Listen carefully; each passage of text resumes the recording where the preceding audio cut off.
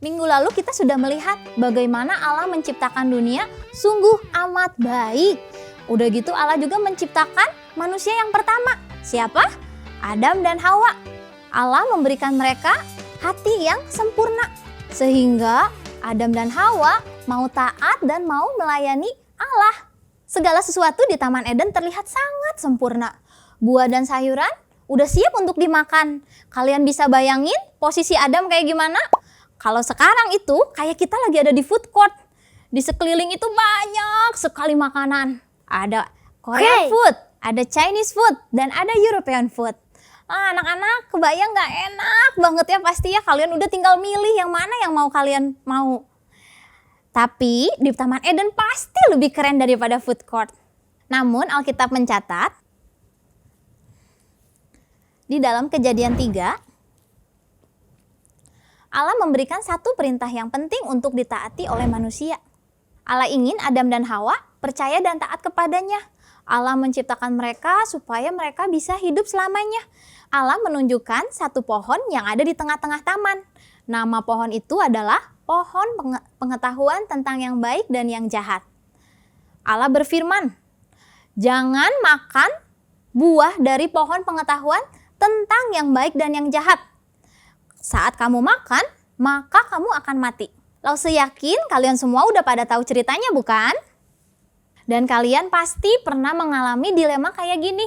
Contohnya nih, papa kalian udah pesan sama kalian bahwa kalian gak boleh kemana-mana. Sementara ini di rumah dulu. Tiba-tiba ada satu teman kalian manggil-manggil nama kalian. Udah gitu mau ajakin main sepeda. Wah, apa yang akan kalian lakukan? 1 atau 2 kali manggil, mungkin kalian bisa bilang enggak. Tapi kalau si temennya manggil terus, udah gitu dia klaksonin yang keras. Gimana nih kalian? Anak-anak, apakah kalian mungkin akan berpikir, kayaknya kalau sebentar aja nggak akan ketahuan deh. Iblis yang jahat adalah musuh Allah. Dia ingin melawan Allah. Dia mau menghancurkan dunia Allah yang sangat indah. Dia datang dalam rupa seekor ular. Lalu dia masuk ke Taman Eden. Iblis ingin membuat Adam dan Hawa nggak taat dan nggak percaya kepada aturan Allah. Ular datang dan berkata, "Tentulah Allah berfirman, semua pohon dalam taman ini tidak boleh kamu makan buahnya, bukan?" Hawa menjawab, "Buah dari pohon-pohon yang ada di taman ini boleh kami makan buahnya. Tetapi tentang pohon yang ada di tengah-tengah taman, Allah berkata, jangan kamu makan buah dari pohon pengetahuan tentang yang baik dan yang jahat. Kalau kamu makan atau kamu raba, maka kamu akan mati." Lalu ular bilang, "Sekali-kali kamu tidak akan mati. Allah tahu pada hari kamu memakannya, matamu akan terbuka dan kamu akan menjadi seperti Allah, tahu tentang yang baik dan yang jahat." Hawa tergoda oleh iblis. Hawa percaya kepada Allah, tapi dia putusin untuk memilih apa yang iblis katakan. Hawa ingin menjadi seperti Allah. Hawa lihat lagi buah itu. Buah itu kelihatan enak dan menarik. Lalu Hawa ambil dan dia makan. Dia juga kasih kepada Adam. Dan Adam pun memakannya juga. Celaka! Mereka sudah makan buah yang dilarang oleh Allah. Mereka lebih mendengarkan apa yang iblis katakan. Mereka sudah terbujuk oleh kebohongan iblis. Mereka jadi gak taat kepada Allah. Dosa adalah tidak taat kepada Allah. Adam dan Hawa sudah berdosa. Mereka jadi malu. Mereka segera bersembunyi. Mereka sembunyi dari Allah. Mereka ambil daun-daunan, lalu mereka tutupi tubuh mereka. Bukannya menjadi serupa dengan Allah, tapi mereka menjadi serupa dengan iblis. Hati mereka yang tadinya bersih, yang tadinya tidak berdosa, sekarang menjadi berdosa. Mereka seharusnya mengasihi Allah dan senang tinggal bersama dengan Allah. Sekarang mereka malah takut dan mereka malah bersembunyi. Hari itu hari yang amat menyedihkan. Dosa masuk ke dalam dunia dan merusak segala sesuatu.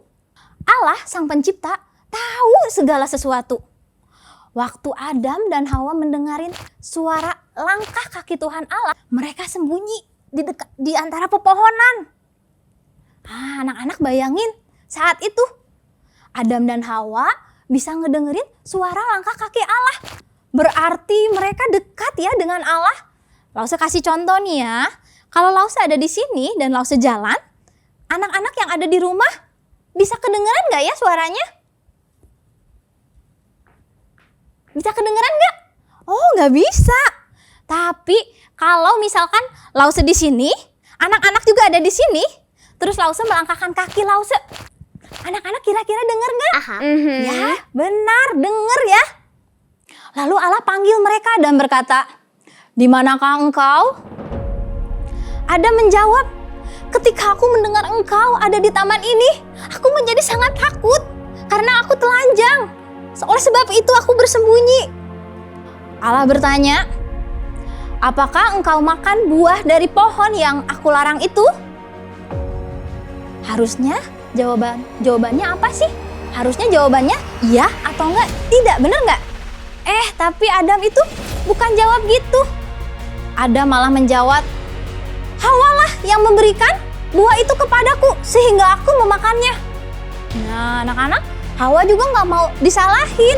Akhirnya Hawa bilang, "Ular yang sudah menipu aku sehingga aku jadi makan buah itu."